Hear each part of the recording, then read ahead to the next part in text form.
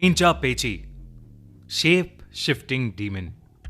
बचपन में हम सभी ने अपने माँ बाप, दादा दादी, नाना नानी से भूतों की कई कहानियां सुनी हैं।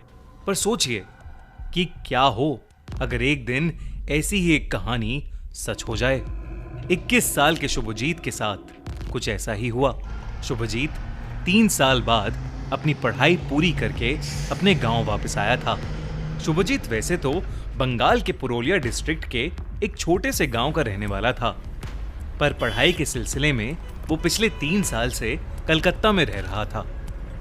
शुभजीत को अपना गांव बहुत पसंद था, क्योंकि जहां शहर में हर जगह बिल्डिंग्स ही बिल्डिंग्स थीं, वहीं उसके गांव में चारों ओर जंगल ही जंगल थे, जहां की हरियाली और खुली हवाओं में उसका मन खुश हो जाता था।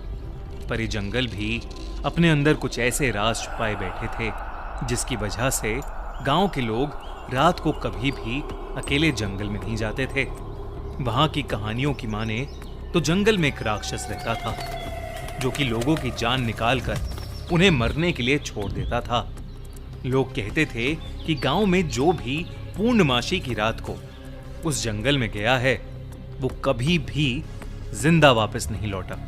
पर शहर में रहने के बाद शुभजीत ने गांव की अंधविश्वासी बातों को मानना छोड़ दिया था, और यही उसकी जिंदगी की सबसे बड़ी भूल साबित हुई। शुभजीत को एक दिन एक ईमेल आया, जिसमें लिखा था कि उसकी कोलकाता में एक कंपनी में नौकरी लग गई है और उसे 2 दिन बाद ही कंपनी में रिपोर्ट करना था। शुभजीत के माता पिता उसी दिन सुबह सुबह एक शादी के लिए उड़ीसा चले गए थे, तो उसने सोचा कि वो अगले दिन ही कलकत्ता के लिए निकल जाएगा, ताकि वो एक दिन पहले जाकर आराम से वहां सेटल हो जाए और ऑफिस के पहले दिन की तैयारी भी कर ले।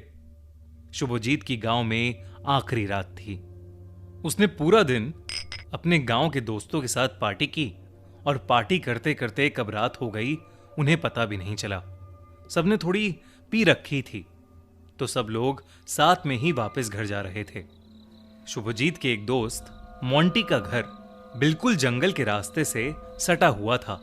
सब दोस्त जैसे ही मोंटी के घर पहुंचे, तो उन्होंने देखा कि शुभजीत उनके साथ नहीं था।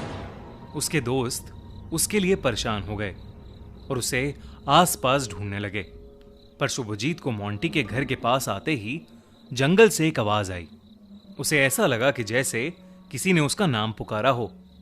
तो शुभजीत जंगल के रास्ते उस आवाज के पीछे पीछे चला गया।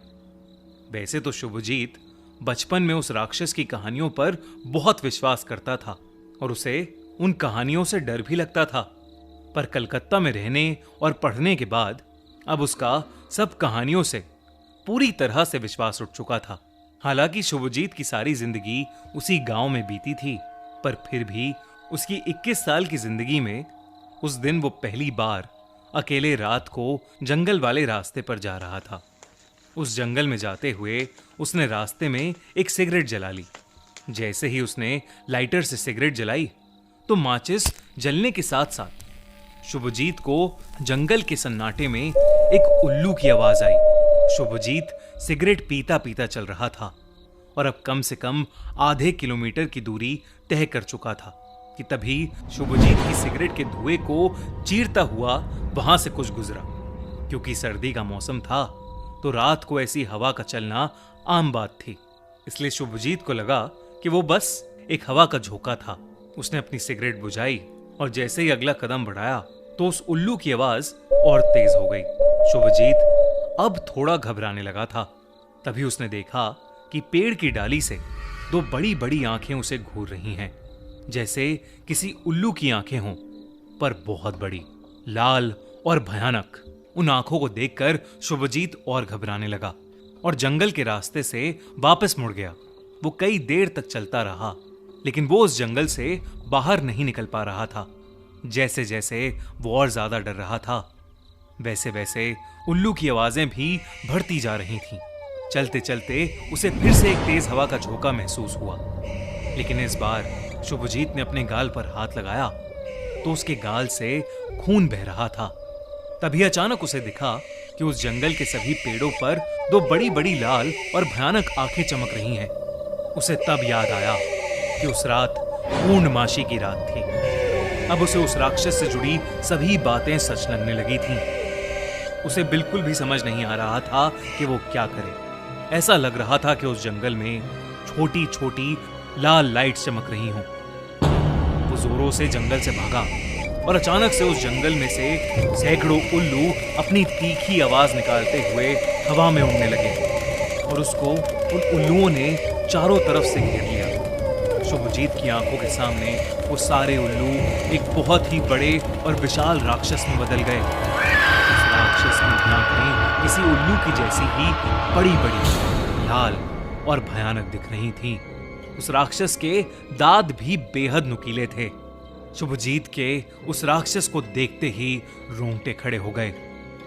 इससे पहले शुभजीत कुछ कर पाता, उस राक्षस ने अपने दोनों पंजे लिए और उसने तेजी से शुभजीत को नोच डाला। तभी शुभजीत के दोस्त उसे ढूंढते ढूंढते जंगल के अंदर पहुंच गए। उन्हें शुभजीत एक पेड़ के पास गिरा पड़ा मिला। उसका पूरा शरीर नीला पड़ चुका था और वो दर्द के मारे छटपटा रहा था। उसके पूरे शरीर पर पंजों के निशान थे। ऐसा लग रहा था जैसे किसी ने उसकी जान ही निकाल ली हो। उसके दोस्त उसे फौरन हॉस्पिटल ले गए और कुछ दिनों के इलाज के बाद वो थोड़ा बेहतर हो गया।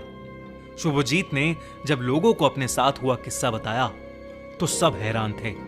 गांव के बुजुर्गों ने कहा कि वो राक्षस पेंचा पेची है, जो उस जंगल का एक ऐसा भूत था जो पूर्णमासी की रात को लोगों के जंगल में अकेले होने का इंतजार करके एक उल्लू के रूप में आकर अपने शिकार का पूरा खून चूस लेता है। ये सुनने के बाद सबको पेंचा पेची राक्षस पर यकीन हो गया। शुभजीत तो अपने दोस्तों की वजह से उस रात बाल बाल बच गया, लेकिन वो कभी भी पेंचा पेची की खौफनाक आंखें नहीं भूल पाएगा।